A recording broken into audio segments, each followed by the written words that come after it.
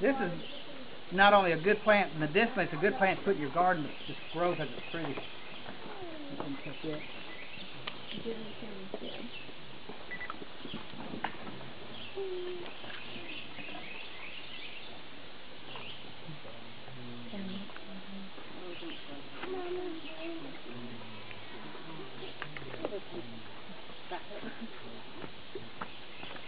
What was the first plant we talked about for irritable bowel problems to take the spasms out?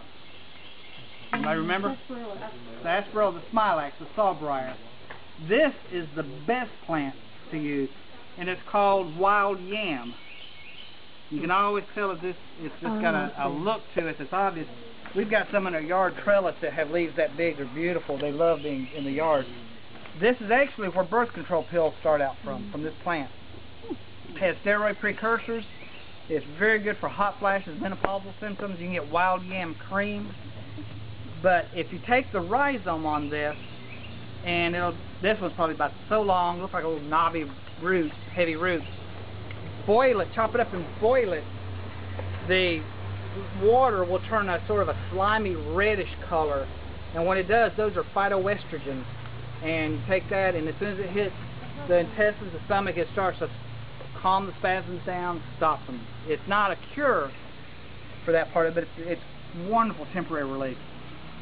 So if somebody's got colitis, irritable bowel syndrome, Crohn's disease, anything where they start to have their bowels are starting to feel just torn up, just terrible cramping and bloating with it, this is it. In fact, if you take a pot of pinto beans and boil them, what do you do when you boil pinto beans? Don't say make cornbread. We know that. Huh? Throw the water away. Not the water. You eventually do, but when they're boiling, what are you doing? There's something you do. Skim that top off. All right, you skim all that scum off the top. That scum is actually medicinal. Those are phytoestrogens. So that can be used for irritable bowel problems. But those are actually plant-based estrogens coming off the beans. What is this one called again? Wild yam. Botanically, it's called Dioscorea villosa.